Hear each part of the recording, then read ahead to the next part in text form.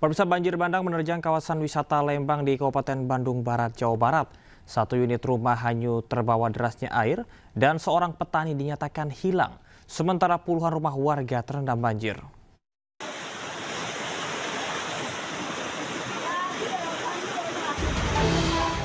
Banjir bandang menerjang kawasan wisata Lembang, Kampung Pojok Desa Cikahuripan, Kabupaten Bandung Barat, Jawa Barat. Derasnya air menghanyutkan satu unit rumah warga dan seorang petani bernama Endang, 80 tahun. Diduga korban terseret banjir yang menerjang perkebunan saat beristirahat di gubuk.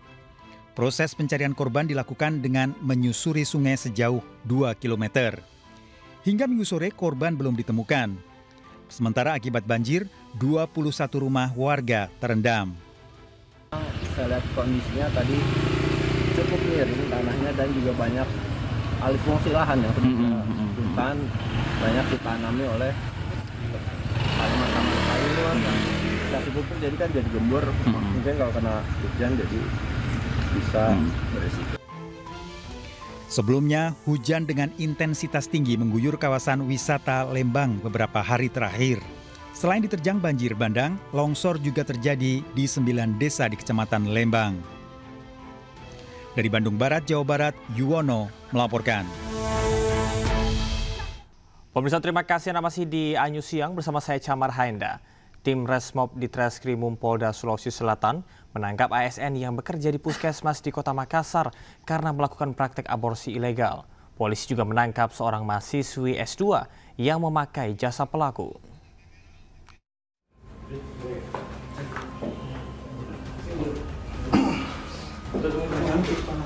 Polisi menangkap seorang ASN yang bertugas di salah satu puskesmas di Kota Makassar, Sulawesi Selatan yang diduga melakukan praktek aborsi ilegal. Pelaku ditangkap di sebuah penginapan di Jalan Urip Sumoharjo, Kecamatan Panakukang, Makassar. Saat melakukan tindakan aborsi, pelaku biasanya memesan kamar hotel. Pelaku mematok tarif antara 2,5 juta hingga 5 juta rupiah. Dari pengembangan pemeriksaan, polisi lalu mengamankan 2 wanita yang diduga melakukan aborsi. Salah satu wanita berstatus mahasiswa S2 di salah satu universitas negeri di Kota Makassar. Ia menggugurkan kandungannya yang masih berusia 1 bulan. Telah melaksanakan penangkapan terhadap terduga pelaku yang melaksanakan praktek aborsi dengan laki-laki inisial S.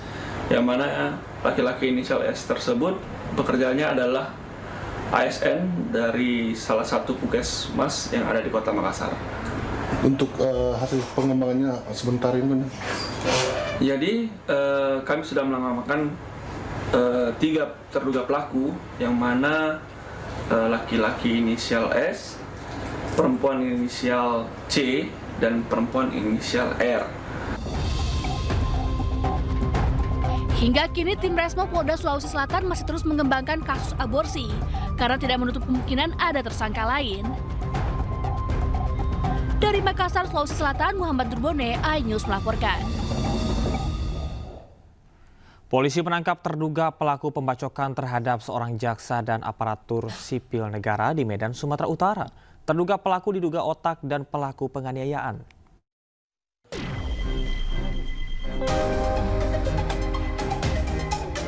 Tim gabungan Polda Sumatera Utara menangkap terduga pelaku pembacokan jaksa dan ASN Kejaksaan Negeri Deli Serdang di Jalan Pancing, Kota Medan.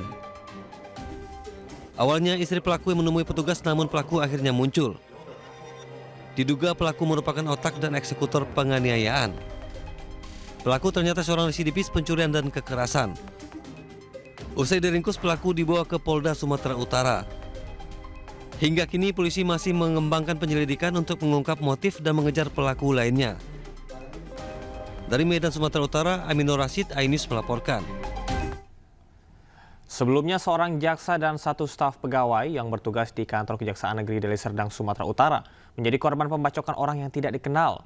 Kedua korban dibacok saat memanen sawit di ladangnya di Kabupaten Serdang Bedagai, Sumatera Utara.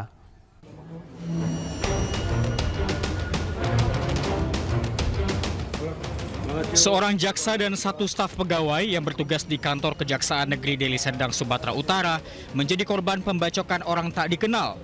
Keduanya dianiaya saat tengah menunggu hasil panen di ladang sawit miliknya di Kecamatan Kotari, Kabupaten Serdang Bedagai, Sumatera Utara. Dua pelaku datang ke lokasi ladang dengan mengendarai sepeda motor dan membawa tas pancing yang berisikan senjata tajam jenis parang. Salah seorang pelaku mendatangi korban jaksa yang sedang duduk di gubuk lalu menganiayanya. Sementara rekan jaksa yang ada di sekitar lokasi mencoba membantu namun mengalami luka bacok di lengan kiri.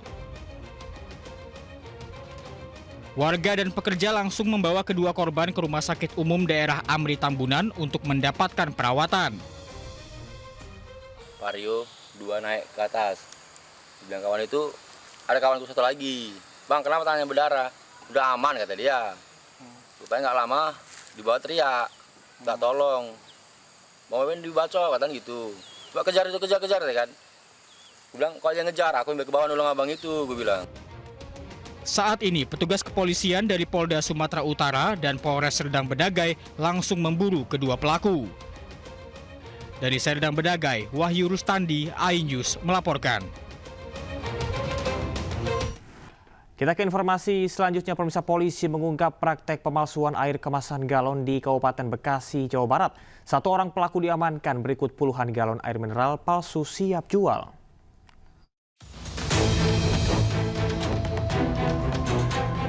Penggerebekan pabrik produksi air galon palsu ini dilakukan oleh tim reserse kriminal khusus Polres Metro Bekasi, Desa Burangkeng, Kecamatan Setu, Kabupaten Bekasi, Jawa Barat. Polisi menemukan sejumlah peralatan isi ulang air mineral, galon bekas, serta sejumlah segel palsu dari merek air mineral ternama. Praktek pemalsuan air mineral galon palsu dilakukan oleh pelaku berinisial SST dan sudah berlangsung sejak 2023. Dalam aksinya, pelaku dibantu oleh dua karyawan mengisi galon bekas dengan air tanah. Galon bekas didapatkan dari pengapul barat dan air galon palsu diedarkan ke warung-warung dengan harga yang lebih murah. Air tanah atau air sigat kemudian difilter dengan menggunakan tersebut langsung dimasukkan ke dalam galon. Kurang selama 2 tahun yang bersangkutan sudah mendapatkan keuntungan kurang lebih 70 juta rupiah. Untuk mempertanggungjawabkan perbuatannya, tersangka terancam pasal Undang-Undang Perlindungan Konsumen dengan ancaman pidana 5 tahun dan denda 2 miliar rupiah, serta Undang-Undang Pangan ancaman penjara 2 tahun dan denda 4 miliar rupiah. Dari Kabupaten Bekasi, Jawa Barat, Didit Junaidi, iNews melaporkan. Wali Kota Solo sidak di lokasi warung ayam goreng yang viral karena klaim non-halal. Usai sidak, Wali Kota langsung menutup gerai yang sudah beroperasi sejak tahun 60-an tersebut.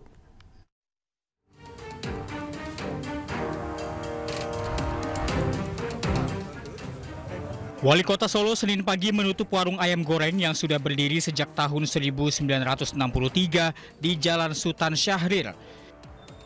Saat dilakukan sidak oleh Wali Kota, didampingi Satpol PP dan jajaran Pemkot, pemilik sedang tidak berada di tempat. Namun petugas yang datang menemukan minyak yang diduga mengandung unsur non-halal. Penjual menggunakan minyak babi untuk menggoreng kremesan yang ditulis pada etalase toko. Apabila memang mau menyatakan halal, silahkan ajukan. Kalau tidak, ya silahkan ajukan tidak halal. Intinya ini segera hari ini bisa ditutup terlebih dahulu untuk dilakukan asesmen ulang. Warung ayam goreng di Solo ini mendadak jadi perbincangan setelah secara resmi menyatakan bahwa produknya tergolong non-halal. Belum nggak ada tulisannya, kita nggak tahu kalau itu apa minyak babi, nggak tahu. Jadi sangat kecewa. Istimewanya apa sih Mas? Rasanya gimana Mas? Beda dengan yang ya, beda. Pengunjung pun dibuat kecewa dengan klaim non-halal yang baru dibuat setelah bertahun-tahun lamanya. Usai sidak, warung ayam goreng ini ditutup di seluruh cabang sampai ada kejelasan akan menjadi warung halal atau justru non-halal. Dari Solo, Jawa Tengah, Septiantoro, iNews melaporkan. Penertiban pedagang kaki lima di sepanjang kawasan Permindo, Padang, Sumatera Barat berlangsung ricuh. Sejumlah pedagang menolak penyitaan oleh petugas.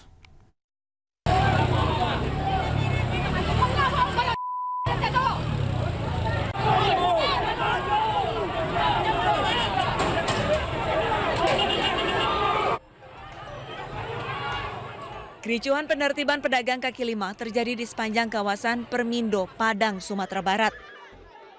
Kejadian ini berawal saat petugas hendak menyita barang milik para pedagang yang masih nekat berjualan di trotoar dan badan jalan. Penolakan keras dari para pedagang memicu aksi saling dorong, bahkan lemparan batu pun tak terhindarkan. Akibat bentrokan ini, sejumlah pedagang dan anggota Satpol PP mengalami luka ringan.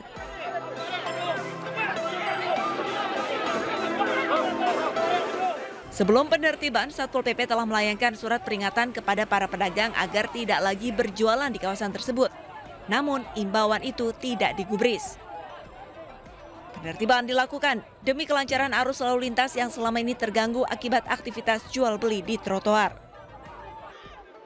Hingga saat ini belum ada solusi konkret dari pemerintah daerah terkait penataan pedagang di kawasan tersebut.